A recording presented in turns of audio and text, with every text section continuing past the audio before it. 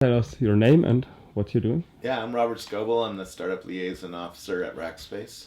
That means I go around the world and I interview startups and do exactly what you're doing with video cameras and sorry, and do exactly what you're doing with video cameras and put that up on the internet. Okay, and why do you do this, or why do they want to do this? Well, I'm running a media company inside Rackspace that's sort of like Red Bull's media company. So Red Bull has 500 people who create videos of people jumping out of spaceships and all sorts of fun stuff. And that doing that hacks your brain to so that you buy Red Bull, right? If they didn't do that, Red Bull's just sugar water with caffeine in it, and you wouldn't buy it. You would buy Coca-Cola. But they've applied their brand to people who are doing cool things, and by doing that, they hacked your brain to think that you're going to be cooler when you drink Red Bull. And so I'm doing the same thing. I'm applying Rackspace's brand to people who built Instagram or Path or Box.net or Facebook, right? We've interviewed Mark Zuckerberg. I've interviewed Bill Gates. By applying their brands to Rackspace, the Rackspace brand becomes more relevant and more interesting. And when you think about buying hosting, you'll think about buying us instead of somebody who doesn't do this. Okay, so it's yeah, the company is in people's mind. That's Or a in good chunk of it, but it's also I get to go to startups who use our competition and do research okay. about why, and that's invaluable. It's very, very rare that companies invite you in to talk about what they're doing, and so I'm the eyes and ears of Rackspace in the innovation world, the world of innovation. Yeah, but you can only do this because you had your some jobs before. No, I've been blogging since 2000. Blogging was a disruptive technology, got me jobs at NEC and Microsoft and Fast Company magazine, and ultimately Rackspace. Okay, and yeah, you don't have as many clicks as some, I don't know, gamer videos has, or most of the gamer videos, or No, I'm not mainstream. I'm not about going. I'm not Oprah, right? Oprah talks to a huge audience of normal people. I call them normal people. I'm talking to geeks. I'm talking to people who are building companies, who are developers, who are CTOs, who people who want to change the world with technology, with innovation. That's who I'm talking to. That's not. It's a very small audience, but a very powerful audience. okay, so you're in the long tail. Yeah. So because I found a lot of your videos while I was looking for other people, and you already had interviewed them. Yeah. Yeah. Okay, and yeah, how do these people will change the world? Have you any idea? How will they change the world? I mean, Yeah. well, you talk about Uber, for instance. It's changing how we get taxis. We pull out a mobile phone and you say, I want a ride somewhere, or a taxi or a limo," and it shows you where those taxis are on the screen. And one of them says, "Hey, I come and get you," and you see him or her coming toward you. You get in their car. You don't hand them any cash, right? So payments have changed. The mobile phone has changed how we interact with the world. And then Uber, with its database and its UI, and its relationships with all these taxi and limo drivers, have changed the world. And that's just one small example. Airbnb, I pull out my mobile phone again. I need a place to stay this weekend. Push there and then look through the pictures and say, yeah, I want that one, right? That's changed the world. That's opened up bedrooms like this to people around the world, which is very disruptive. And on and on. You look at polling from GoPoll where they can ask in real time, millions of people a question like they're now being used by ABC News, right? And on and on. I interviewed Mark Zuckerberg before many people did. Before he went public, he changed the world by connecting 1 billion people so far. Yeah. Back then it was 80 million people. I was the 79th user of Instagram, and now that's 100 million people, right? Yeah. Okay, and how do you find these people? I watch incessantly the social media world. I mean, I have 33,000 people on Twitter that I'm watching, and if somebody says, "Man, this new thing that just came out this morning is really cool," then I call them up. A lot of times now, though, I have such an audience that the PR people call me, or my friends call me, or people message me on Facebook and say, "Hey, you got to know about this company. Would you like an intro?" You know, this afternoon too, I'm going to Menlo Ventures, so I've built relationships with a lot of the venture capitalists and investors. And they're the ones who really see things first, and so they signal to me and say, "Hey, this is actually a cool company. You better go see it." Okay. And yeah, you have. See how fast your Twitter stream is going. You have, Yeah. I don't know, about a second for every tweet if you wouldn't do anything else. Yeah. So how do you find out any information in these? This is serendipity. I have this split up into 20 lists.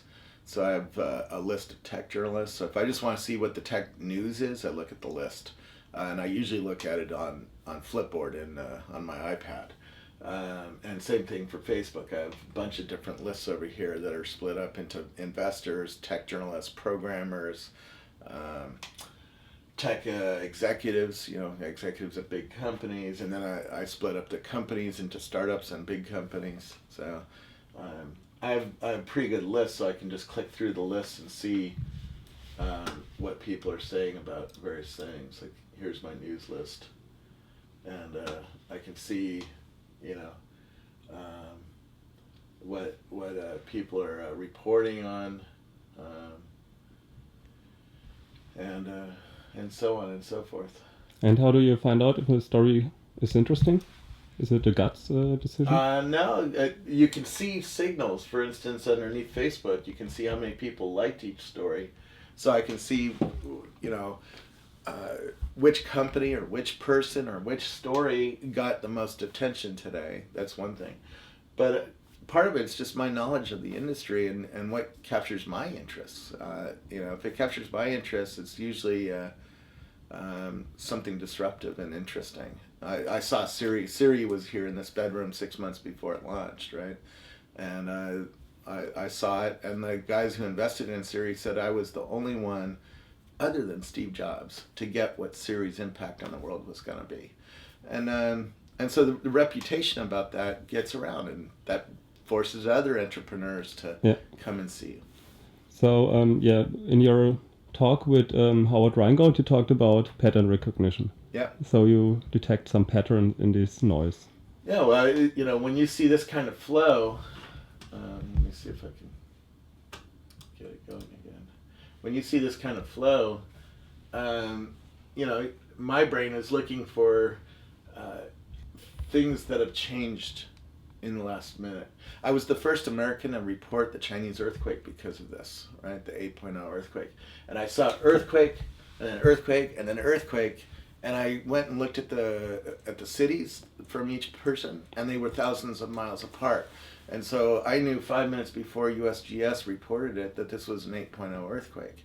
And I reported that, and that caused people around the world to start looking at me and passing me information and saying, "Oh, here's another guy, here's another girl, here's a picture, here's a video." We had more news. First of all, we were 45 minutes before CNN on Twitter because we saw this pattern. And second of all, by the time CNN reported just that there was an earthquake, we had videos and photos and firsthand reports. There was people in the city where the epicenter was that were tweeting, right? And I knew how to deal with that. Now most of the journalism organizations know how to deal with that. They have teams that watch Twitter now.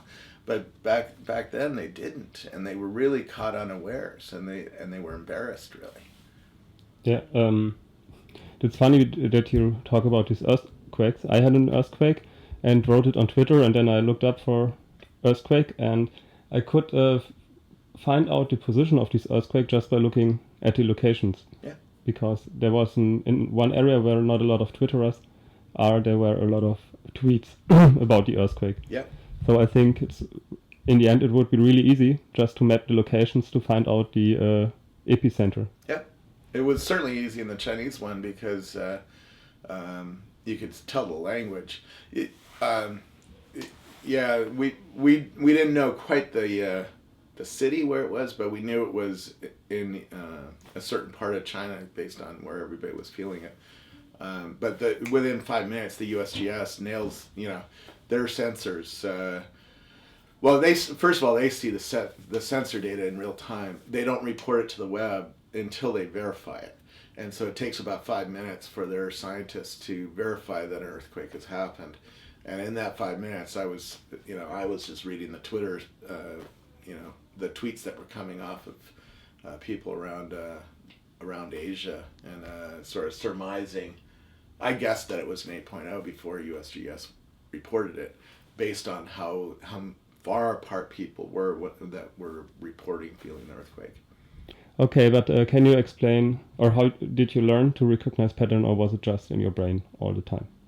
No, to get to the level I'm at, you have to know something about the world. And I've interviewed more than 3,000 entrepreneurs at this point. And those entrepreneurs, what they've told me is like a map in my brain. So I know who Tim O'Reilly is, and I know why he matters. And so if he says something right now, I know how to count the importance of what he's saying. Particularly if he's a book publisher, by the way, and he runs conferences, or his teams run conferences.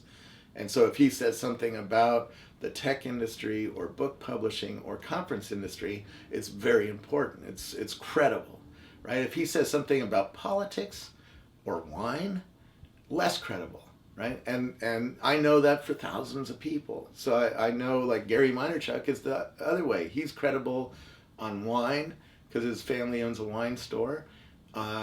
And he's credible on social media because he's built a social media company. And he's credible on the New York Jets because he is fanatic about the New York Jets. If he talks about, I don't know, cricket, he might not be so credible about that, right? And so, out of these thousands of people streaming by, I have a map in my head of who they are and what their role in life is, and what their credibility level is for what they're talking about. And so that helps me gauge whether something's a hoax or a scam, or if it's really important to pay attention to. Okay, and you have a very good knowledge about the sources. Most of the a lot of the sources. I mean, I have the most in-depth lists of the tech industry on both Twitter and Facebook, and on Google Plus for that matter. So I look at my role in the world as a curator, somebody who can tell other people who Tim O'Reilly is, and I've made that a study of mine. And so when I do what you're doing, I'm taking notes on who they are, and I do research about them, and I also know how to find information in real time. So if I meet somebody new, like, for instance, I met this guy, Peter Pyatt, at the World Economic Forum. He had a badge on, so I knew his name. I knew he worked for the Bill and Melinda Gates Foundation. That was also on his badge. I knew he was smart because of how people I trusted were interacting with him, and how the language he was using, and the kinds of topics he was talking about. I knew within a minute that he was in the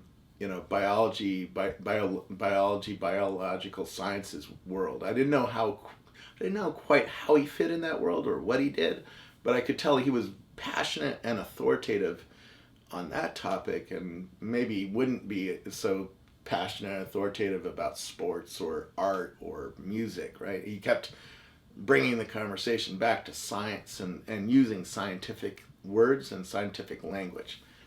I still didn't know who he was, right?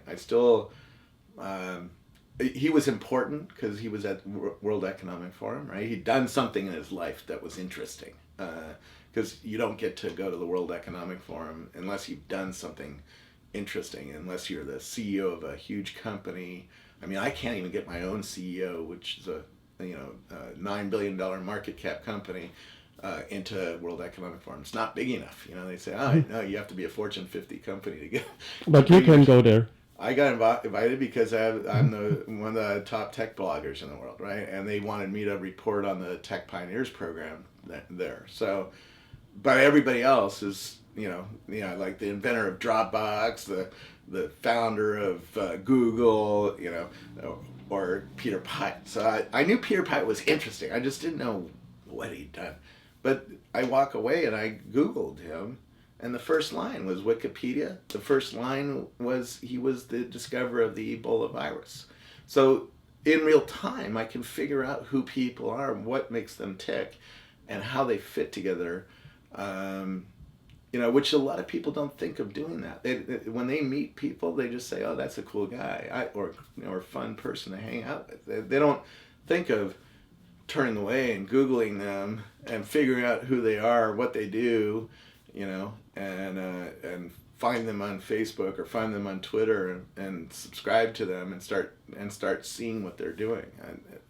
I'm doing that in real time. That's why I'm really looking forward to these wearable computers coming from Google next year. The Google Project Glass that puts a computer screen right here, and it will let me do those Google searches in real time. It'll be very interesting. Yeah, not by thought, but you will have some face recognition in future. No, unclear, because that gets into governmental regulation. They certainly can do it. The technology is done. Face.com, which is an Israeli company, has face detection. It works. I've seen it work. It's been on my iPhone. It works. It only works for France. They limit it. They limit it to not freak people out. The database is there. I went to Facebook and they said, we have 1 billion people's photos. We can do face detection. No problem. The problem is the governments would freak out and people would freak out. People would freak out, yeah. Right? People would freak out and governments, therefore, would freak out and cause regulations to happen. And so both Google and Facebook told me they are going to be very careful with that kind of technology because they can't afford to have the government regulating their businesses.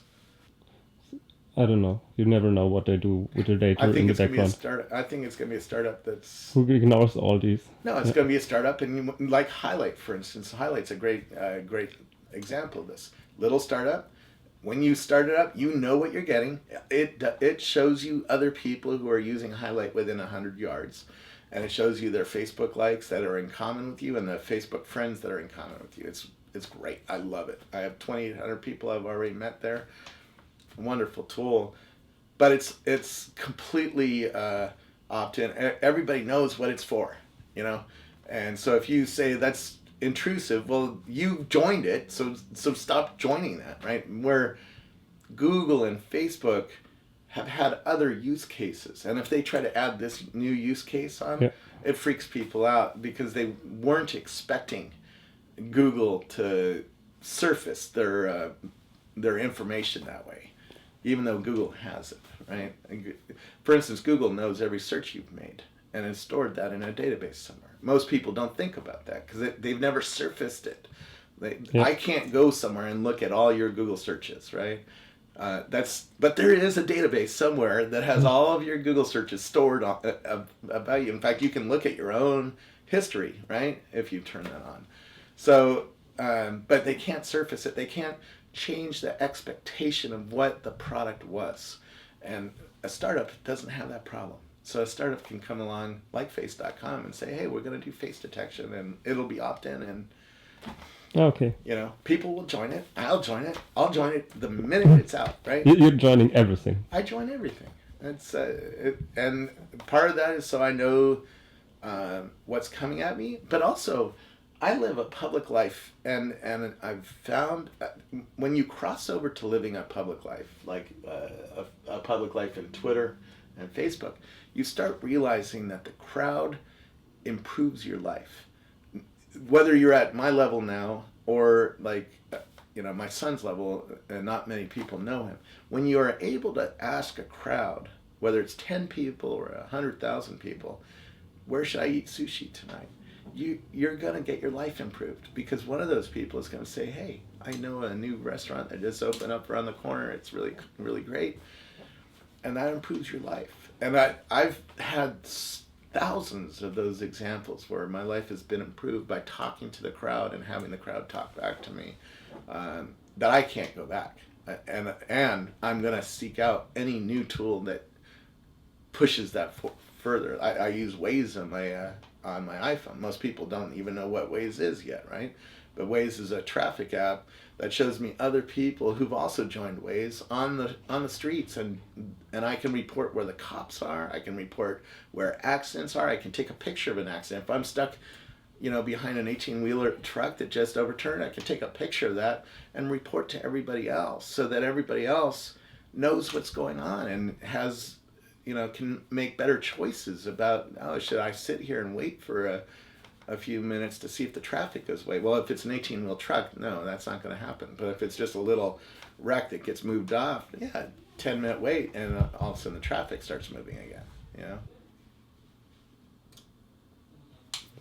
Okay. But most of these apps are only working here in this area, I think. No, so. Waze is worldwide. It was built in Israel. But it works in London. It works in Munich. It works in Paris. It works in China.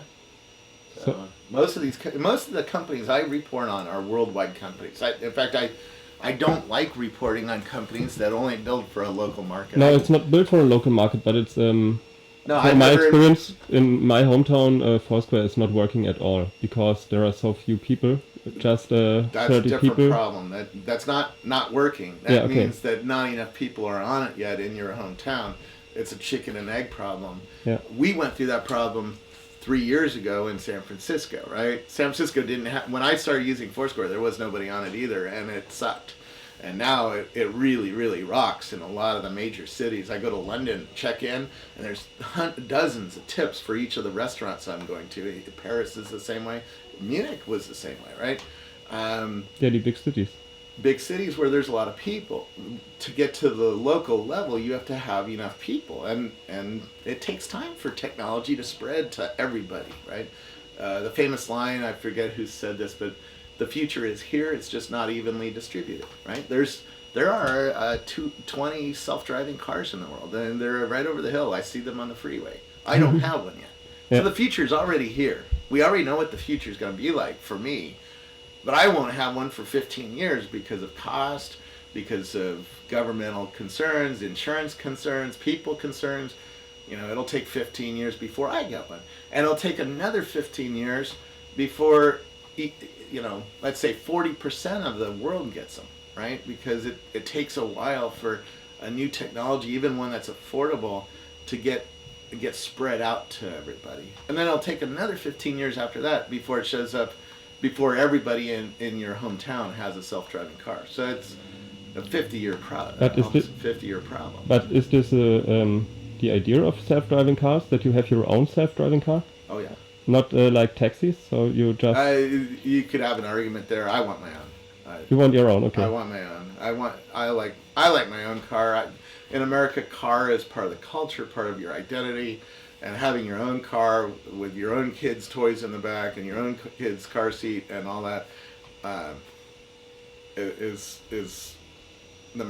part of the. It's ingrained in the American dream. Okay. Now, you're right to think about how the car is going to change because of self-driving car. For instance, if you really did have a self-driving car and it could go everywhere and it worked great, why do you need a steering wheel? Why do you need to have the driver facing forward? Yeah.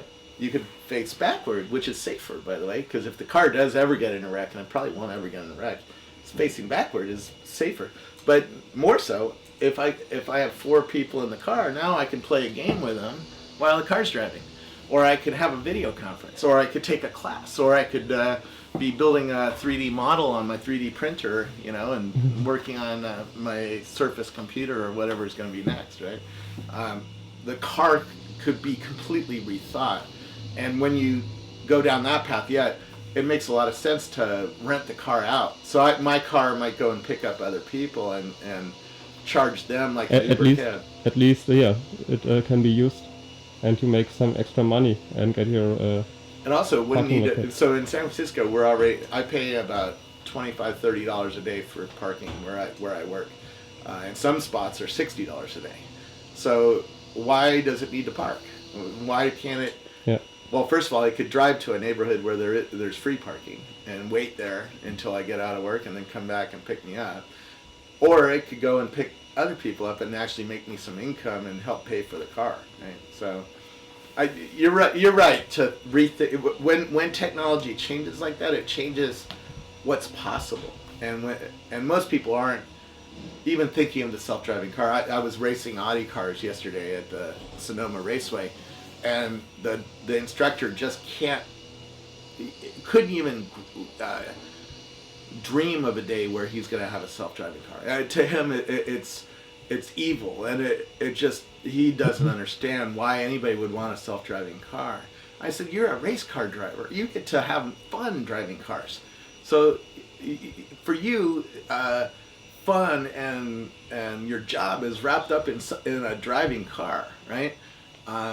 For me, driving is not fun because I'm always stuck behind a truck on Highway 92, or it's wasted time for me because driving is not fun. It's not racing, right? Racing is fun, but driving on Freeway 280 at 70 miles an hour behind a truck is not fun.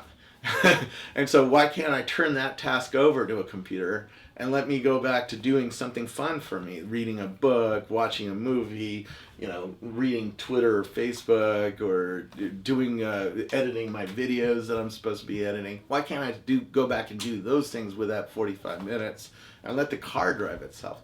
He can't understand that, right? Most people can't understand that. They resist change. They don't like change, and we see this over and over and over again, right? Steve Wozniak, when he developed the Apple One, he wanted his boss at HP to build the personal computer. He said, please build these things. I don't want to start my own company. I want to work at HP. I want to just be an engineer and come up with new things. And his boss says, nobody's ever going to buy a personal computer. He didn't get it. He couldn't grasp that there were people, billions of people out there who wanted a personal computer, right? He couldn't grasp it. But based on where he was in that world, it's understandable. Just like this guy who races cars every day for a living, he can't understand why somebody would want to have a self-driving car, Yeah. And in 15 years, it'll all change. Yeah, so in my experience, it is one of the first times that younger people are teaching older people about the newest technologies. Yeah. That's been happening for 30 years here. Yeah, but it's, I don't know, when books were invented, old people taught young people to That's true. write and That's all true. this stuff. So it was most of the time in society, it was the other way around, and this time it's the first. Yep. Or with computers, the whole story. Yeah. So, yeah. But the school hasn't changed. What do you think is There's a lot. the reasons? Yeah. There's a lot. I've talked to my sister-in-law is a school teacher. There's a revolution coming, and it's going to be due to the low-cost tablet and the cell phone, particularly the cell phone. And that the revolution is happening for a number of different reasons. One, it's cheap. Two, it doesn't rely on any IT person in the school. But my son went to a private school in Los Altos, so it's a rich school in the middle of Silicon Valley, in the middle of the most dense, technological world in the, world. And they couldn't even take my donated computers because they only had one person for the entire school to deal with all the computers, and she just couldn't deal with more. That's not going to be true when kids are bringing cell phones. 6-year-olds are bringing cell phones to school right now. And the reason why, by the way, is fascinating because of divorce, the parents are handing their kids cell phones so that they can call them without talking to the other parent so that they don't like anymore. But back to the point. Cell phones are bringing a revolution to education. Over the next 10 years, you're going to see deep effects. And you're starting to see some of the early signals. The Khan Academy is a great early signal. The fact that I can watch a YouTube video from this guy who recorded videos in his closet in Los Altos, and I can do that whether I'm in China or India or Germany or here, near him, is transformative.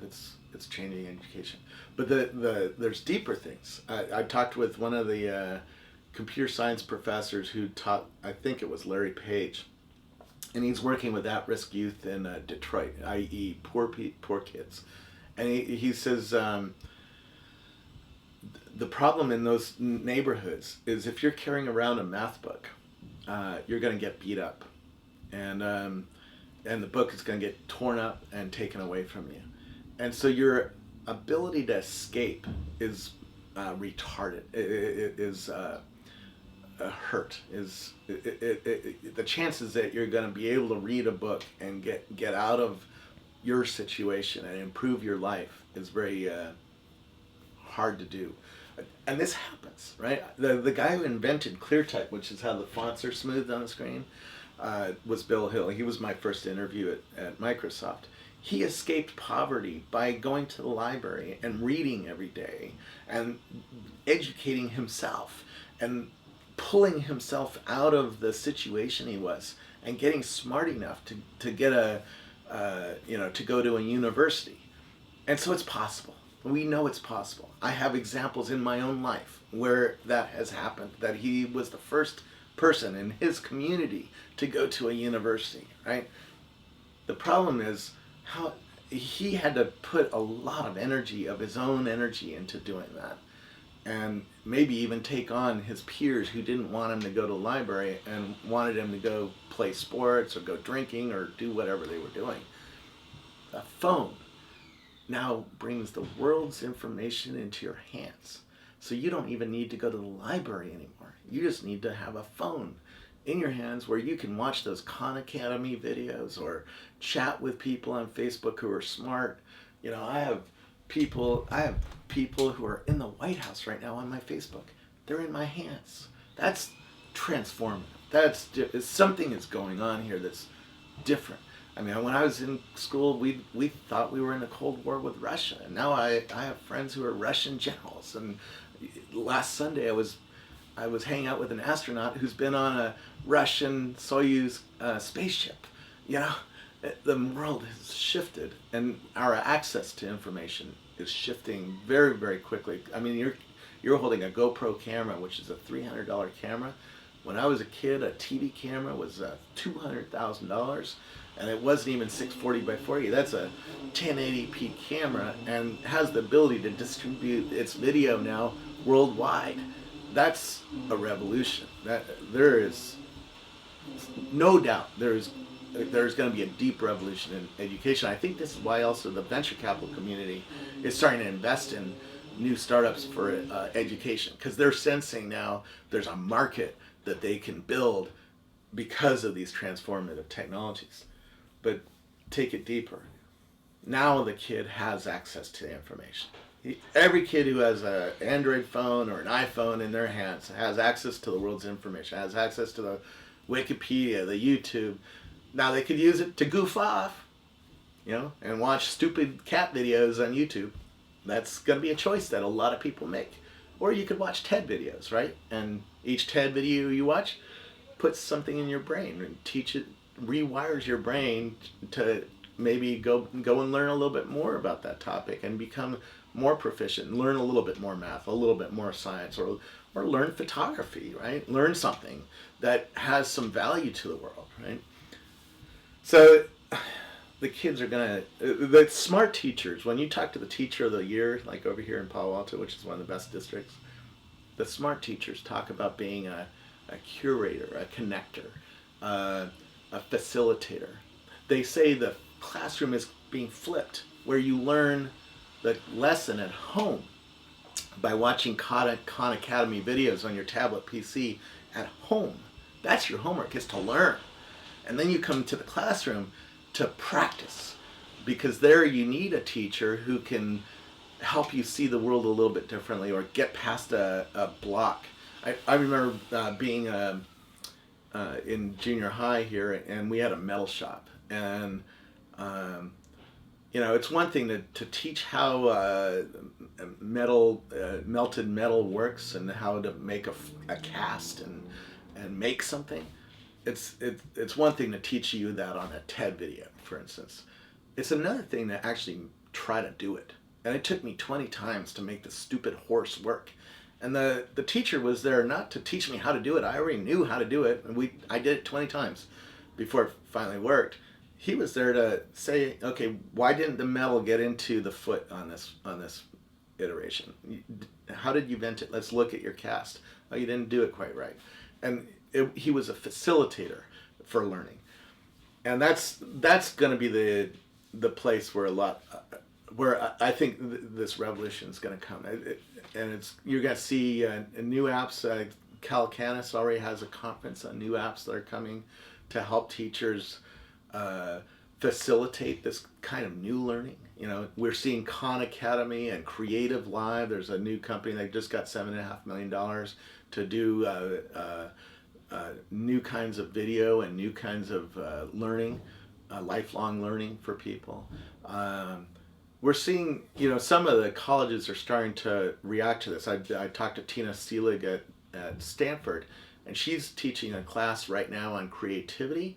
30,000 people are watching her teach this class.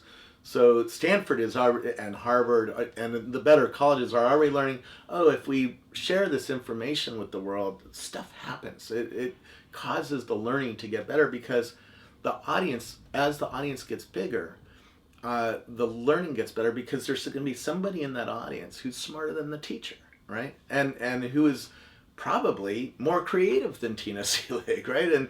And is seeing something happen in the world.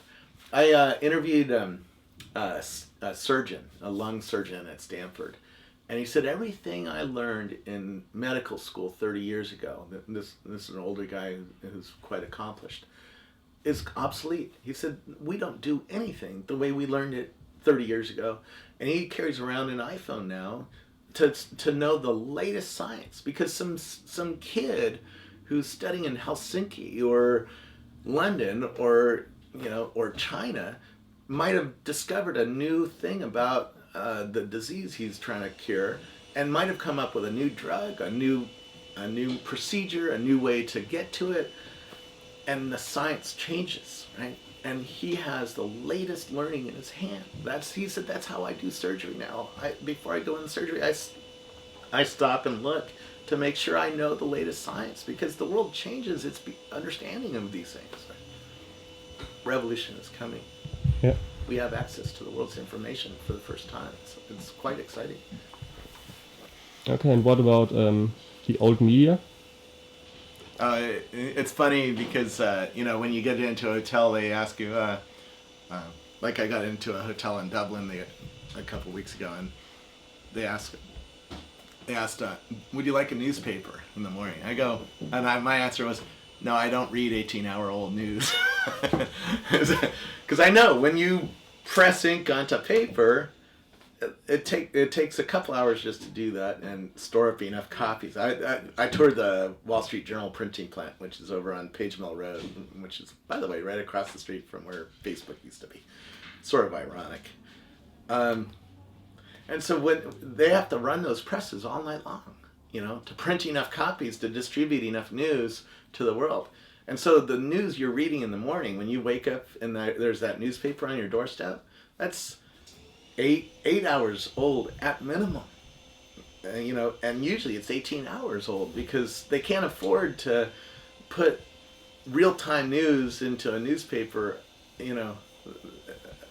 right at the end of the shift, right? they can't put all brand new news, and even if they did, it would still be 8 hours old. It's the world changes overnight, and the world changes on Twitter, and new news happens here, and so I like this. This makes me feel like I'm seeing the news in real time, up to date. So you take that, and then you get the iPad, and you put the stream into Flipboard, and it makes it look like a beautiful newspaper, and the world has shifted.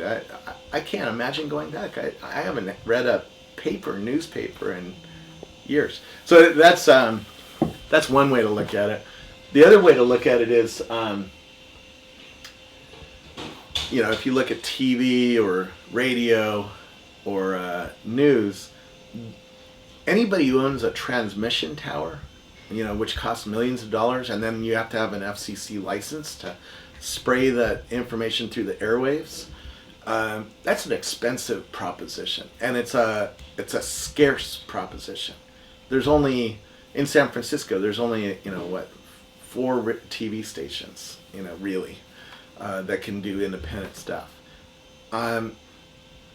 If I want to get my information on one of those 4 TV stations, I have to convince a committee.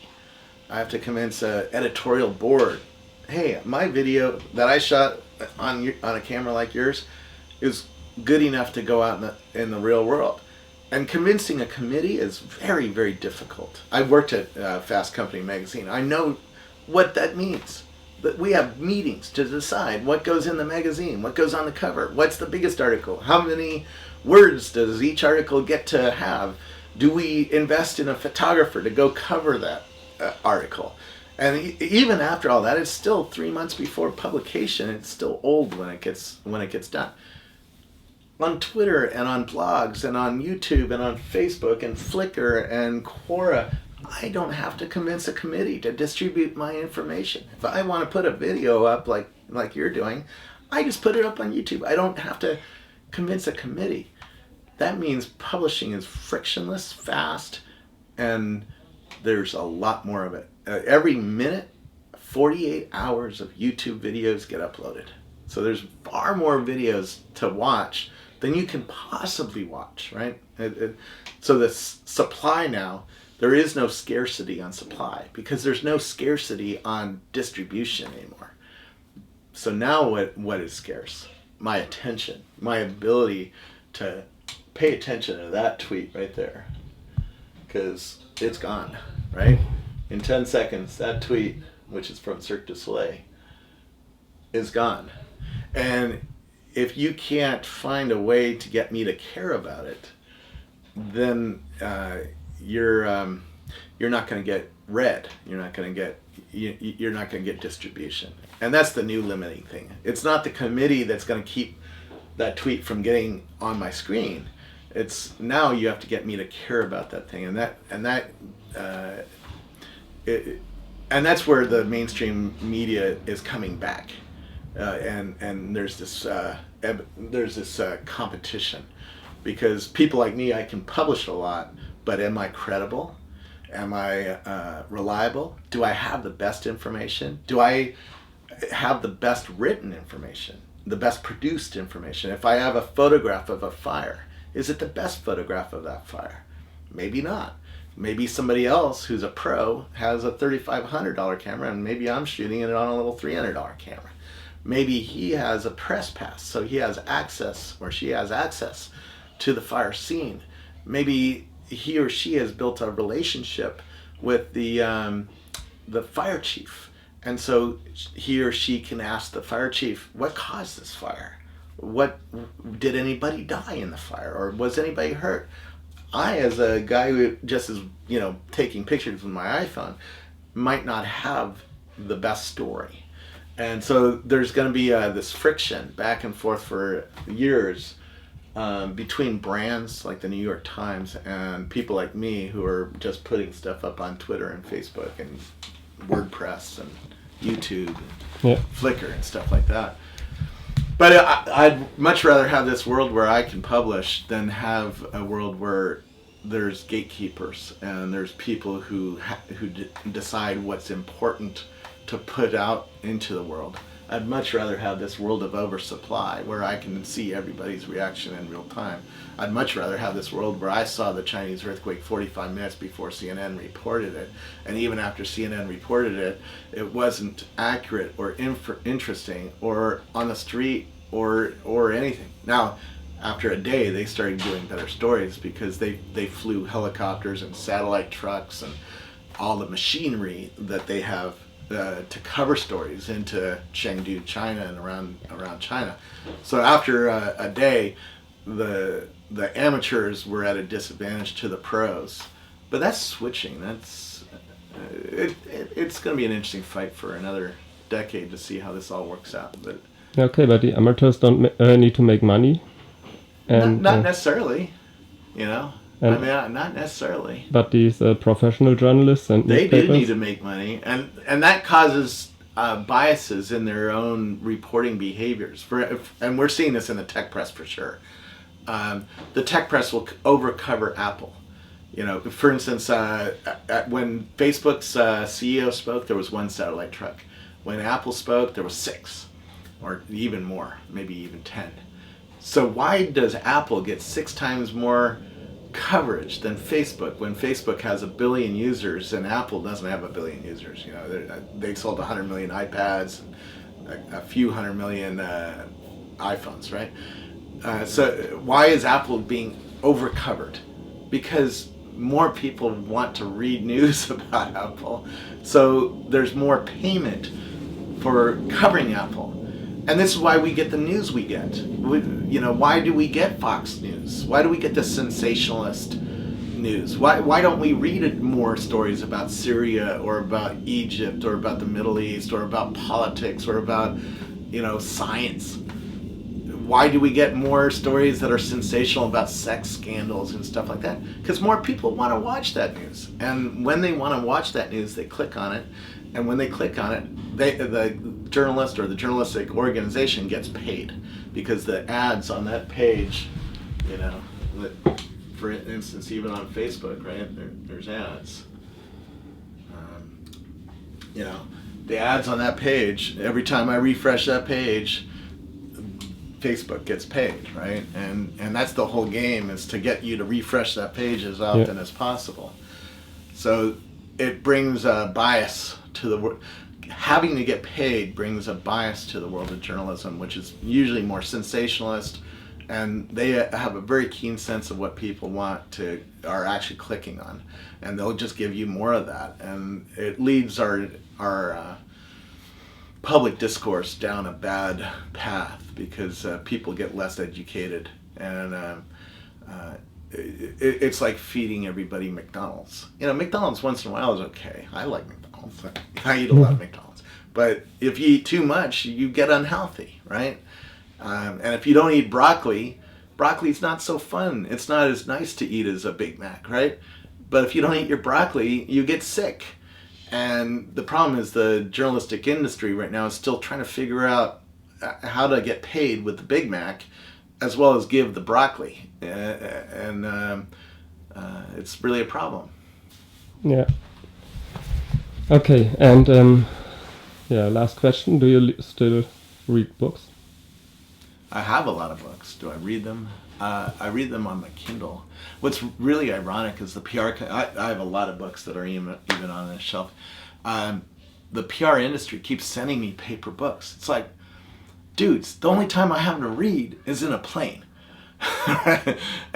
or when I'm away from my home, you know, when I'm on vacation, or when I'm, you know, on the beach and just want to sit there for a couple of hours. That's when I have time to read a book and get into something deep.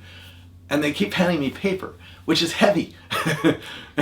And not to mention, it's expensive to distribute. They had to mail that thing to me. It costs many times more to make a paper book and press ink on paper and get that paper into my hands and take room in my office than putting it on my Kindle app, which I could read on my phone, which I could read on my tablet, which I could read on my big screen here. I have Kindle running here too. I don't understand the book industry. The book industry is really screwed up. And this is an example of an industry that's going to radically change because of the forces that are happening right now. Because bookstores are going away, and we're demanding books be on our devices, right? I see people on planes reading Kindle books all the time on a tablet or even on a phone, right? Who imagined you'd want to read a book on a phone? But that happens all the time, and Amazon's making a lot of money off of it. But the PR industry for the book companies still send me paper. It's like, who the hell is in charge here? Who's thinking about this? What's going on? I would read many times more books if you sent them to me on digital format. So yeah, I do read books, but less and less frequently, because I'm more into this snacky kind of media, you know, the Twitter and the Facebook.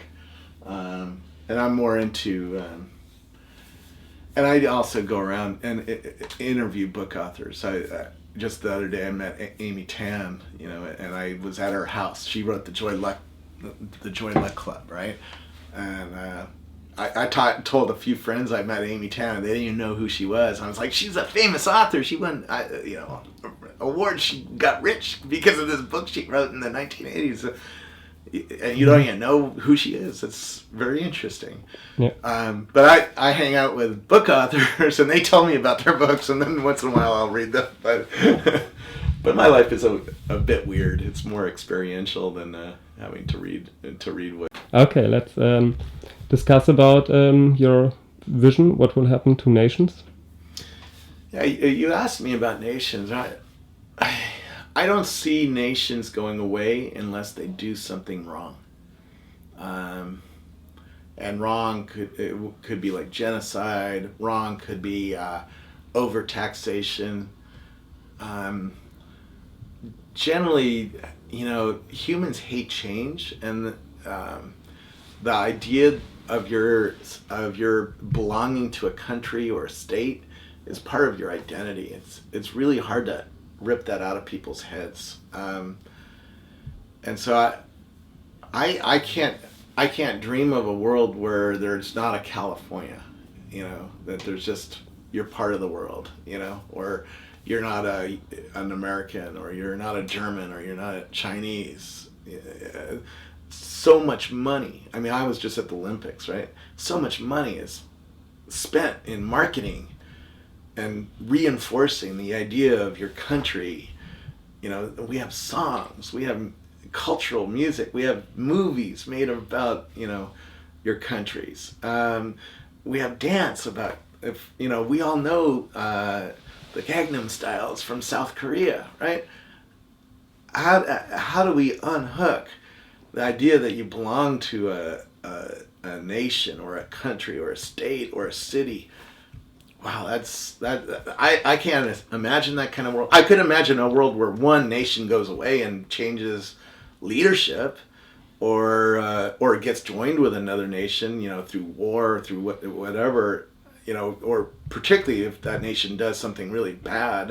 I can see California government getting not overthrown, but right now we're bankrupt, right? We don't have enough money, and there will be changes, but the idea that nations go away completely is, I can't even dream about such a world. Such a world would be like an alien world to me, and maybe a science fiction author can bring me there, but I can't imagine that.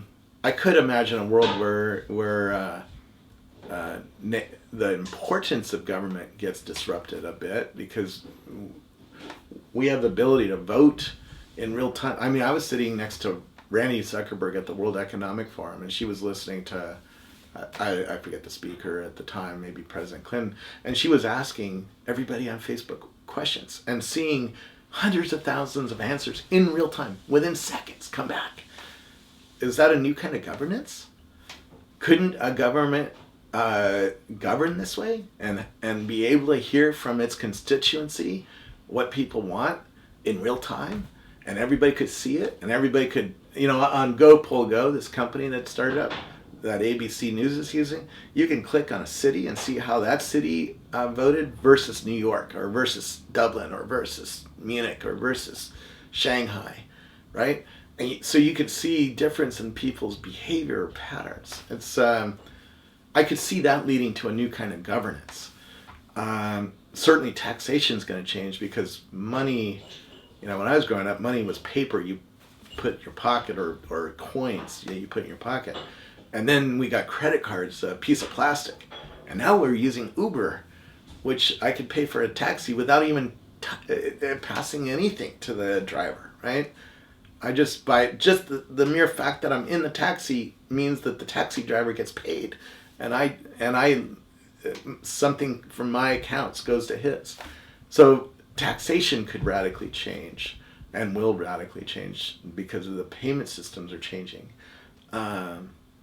The way when you're out here, by the way, on a day when like the iPhones get delivered, you just see FedEx truck, or UPS truck all day long, just delivering these things from Amazon and from Apple.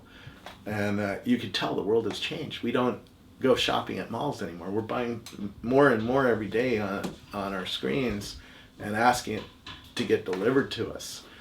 That's radically changing what a government, what a state is. Because states used to get sales tax from the store when you went to buy a VCR, right? Now that VCR comes from out of state and they're not able to collect the taxes easily. And there's new laws being written as we speak about that. What else would... Okay.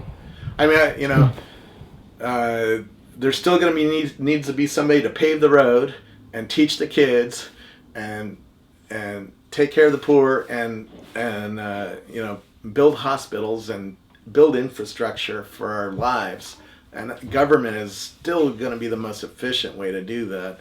I don't see that changing. So I don't know. You got to ask somebody with a more futuristic mind than mine about where the future of the nation or future of the state or future of the city is going. Okay, but so what is about work? What I experience is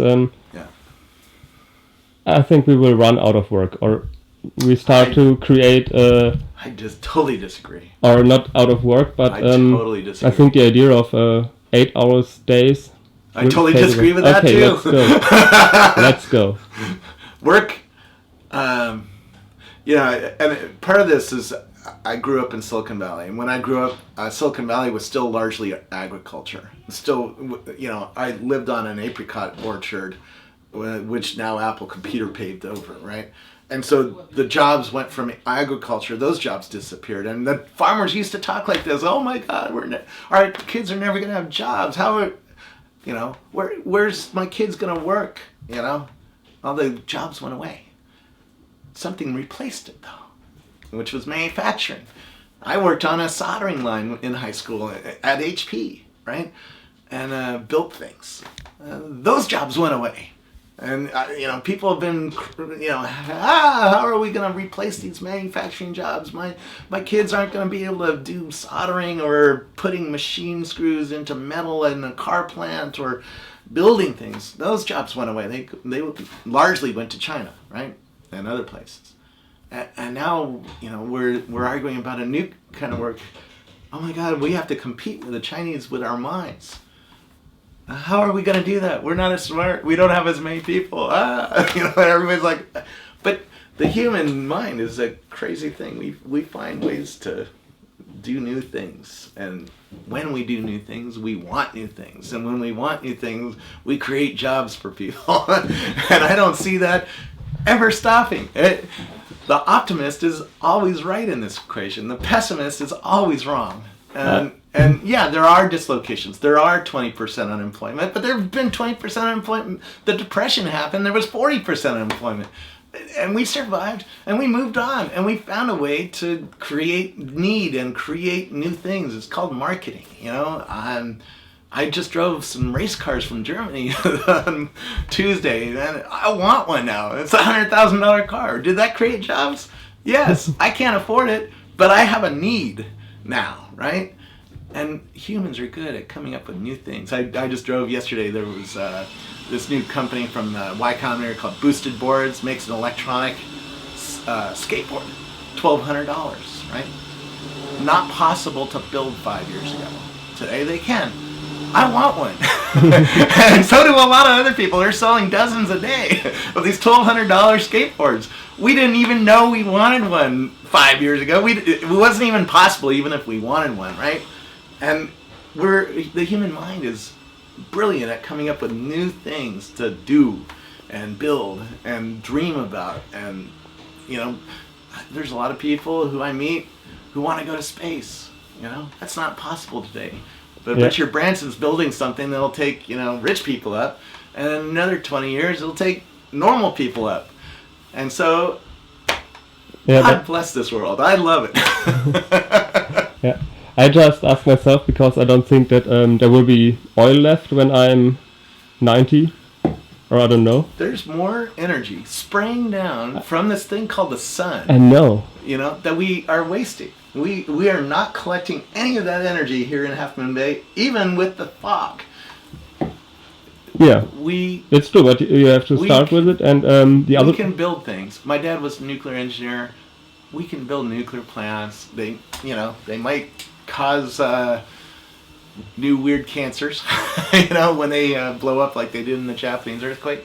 But we know how to build these things. We know how to take care of energy. It's just, are we willing to? And we will be willing to. When oil runs out, we will be willing to pave every surface of this world with solar cells to collect energy for batteries because we don't want to stop driving and going places. We don't want to stop flying places and going on vacations. We don't want to stop dreaming about going to space. We don't want to stop building more and more things to let us entertain ourselves. So no, that problem will be solved.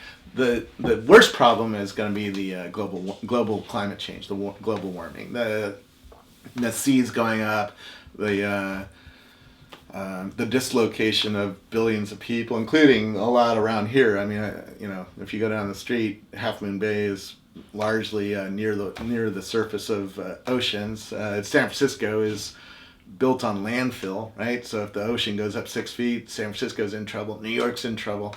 That's going to be a deeper problem for my kids, I think, and a much harder one to solve long term than figuring out how to replace oil. Replacing oil, I can see that. So if I can see that, no problem, it'll get solved as long as there's a financial incentive to solve it, and there will be, because people don't want to stop driving, right? When their gas runs out, they're going to put lots of pressure on everybody to figure out how to do a solar car or solar panels along the roads to charge the cars.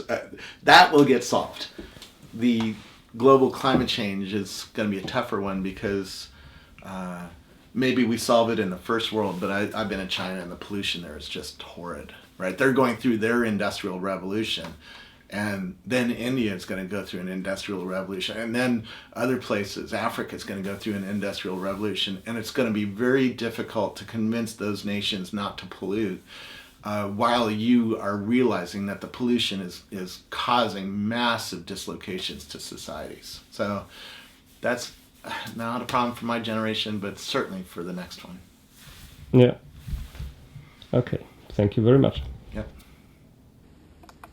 Yeah. That makes sense? Yeah, it makes sense. And it's real great way to show the American dream. Yeah. Or in some way it's the American dream. The problem is everybody else wants the American dream too. China wants the American dream. They're building cars, right? They were, people are not satisfied with their own, like I was in China in '95 and they all had bicycles, right? In Germany, there's a different trend. It's really going, people are driving more bicycles. That's less cars. happening here and there. In America, it's hard because in Europe, you guys have had high gas taxes for a long time. So you're paying, what, $9 a gallon?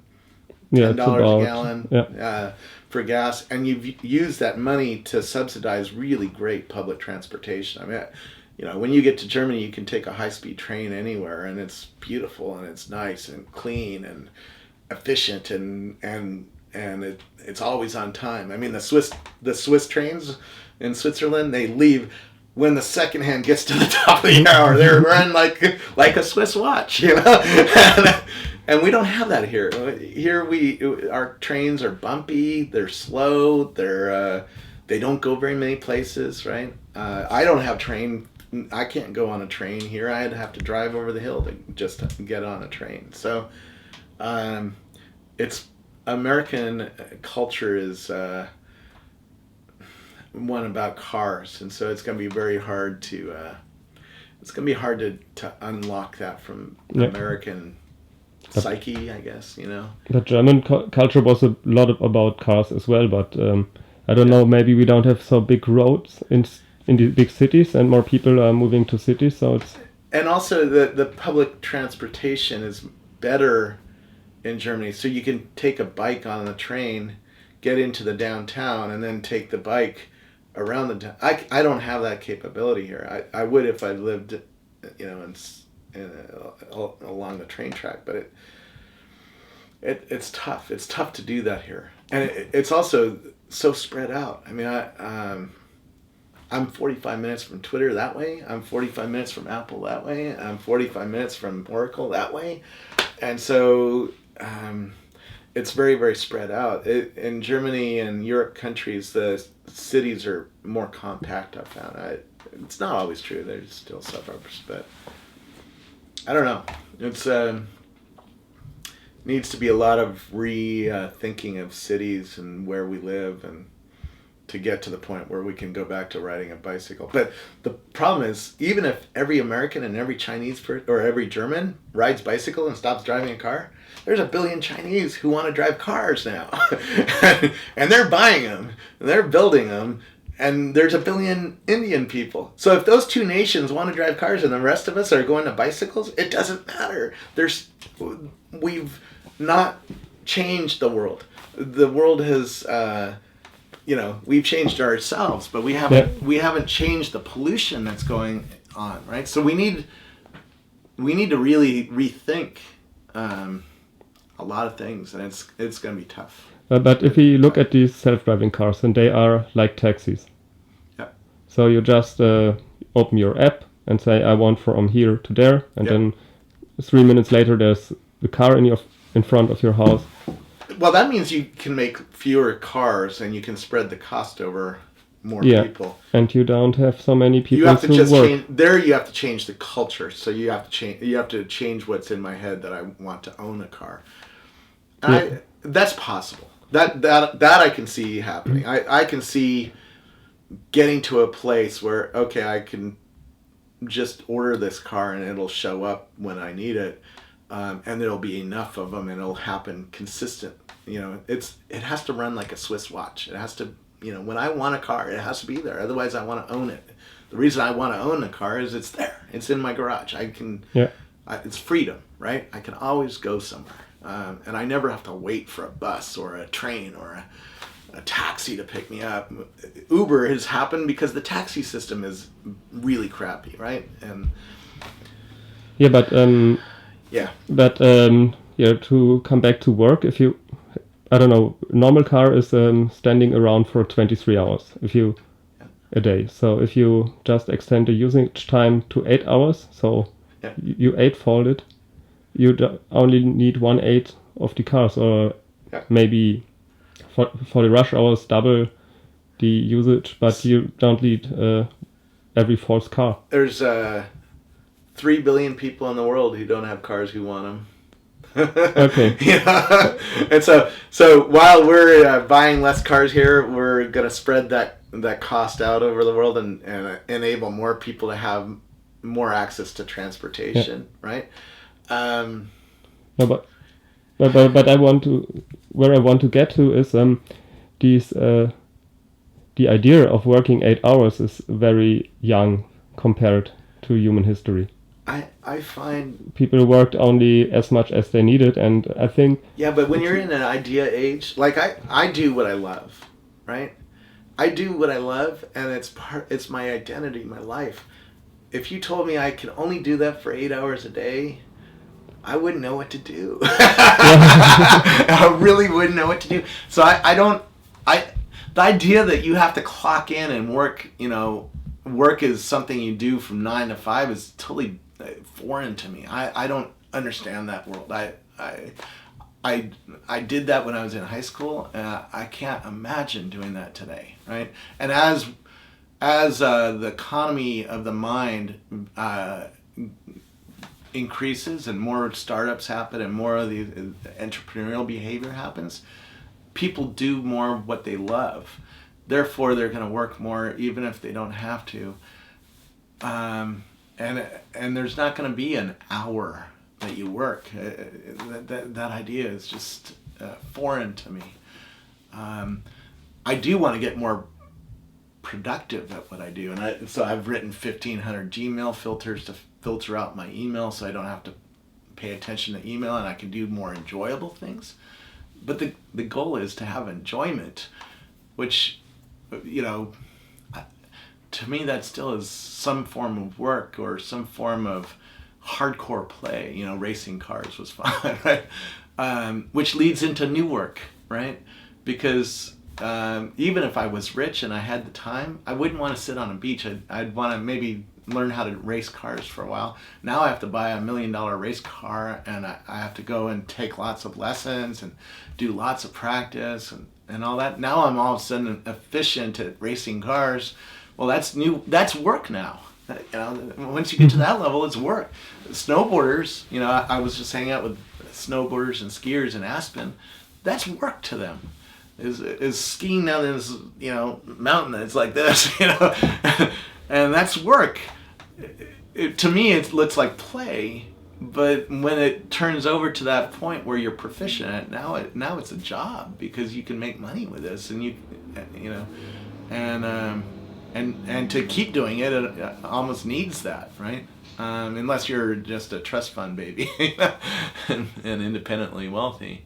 But I interviewed the guy who invented Hotmail, and has hundreds of millions of dollars. And he's starting a new thing. He's working on building a new city of the future in India. And I said, "Why are you working?" And he goes, "Well, I tried to sit on a beach for 2 years, and it was really boring." Work is part of what we're driven to do. If we're not doing something productive, something that's evolutionary in our mind isn't satisfied. We don't like just sitting on the beach doing nothing. It doesn't feel right into our brains. Doing something to improve the world, it feels good. And look at Bill Gates, right? He has so much money. He'll never be able to spend the money that he has. Never. He could try. He could try to spend all that money. He can't spend $60 billion. He's given away billions of dollars, and he's still the number one richest person in the world, right? He's actively trying to give away his money, and he still is number one. It's hard. I can't help it. But he feels good by doing something with that wealth, trying to improve the world, and going to India and sitting with school teachers, and it makes you feel good. It makes you feel, alive. And so I don't believe for a second that work hour is going to get shorter. I think it's going to get longer, because people are going to find things to do that are more satisfying. Okay. That's a much better answer. Yeah.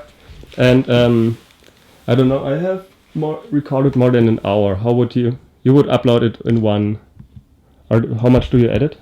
Well, this kind of thing I would edit a bit, because it's sort of, I ramble. I don't know. I don't know. I usually put it all up. So. Okay, but I'm a lazy editor though, so. And I don't like editing. I don't like editing. Part of that is my style is very conversational, and I just want people to hear the conversation. I don't want to hear the sound bites, because sound bites reduce context, I think, but I don't know. I don't know what I would do with this. Okay. But you would get more clicks if you would not necessarily make sound bites. Not necessarily. I found when I did short videos and long videos, I got about 30% more. Partly because there's an audience that wants just the facts, and then there's an audience that wants to see it all. But I found that if people actually started playing the video, that they would watch for hours. If it's interesting, if it is still delivering what they wanted out of that click. I was at startup school for 8 hours, right? I sat in a chair listening to speeches for 8 hours, and I was very happy to do that. It felt good. And so, I don't know. I've always resisted the thing to cut it up into 2-minute videos, because that's the rule to get a lot of hits. I found it doesn't get a lot of hits. It does get a little bit more, but not dramatically. Not 3 times more, 30% more. So you have more minutes if you upload the longer video. So if you have only 30% more clicks, but yeah, that's true. I don't look at it that way. I just look at are we having an interesting conversation? Yeah. And if we are having an interesting conversation, put that up. People will figure out where they're not interested anymore, and they'll drop off, right? And you can see it in YouTube. Yeah, on YouTube you can see where they dropped off, and yeah, I think that's cool. I've listened to talk radio all my life, and I dive into a show and listen for a couple minutes, and then dive out and go to music, and I think it's just fine. Telling me that talk radio, 24 hours of talk radio, would only be shortened down to 22-minute segments, it's ridiculous to me. It would never be fun. It would be like McDonald's, eating McDonald's all day long. It's like, it's fine when you need something short, like a news brief. This Egypt is blowing up. Then fine, make that short. But if you want to have a Charlie Rose conversation with the prime minister or the president and go into depth, no, you need an hour.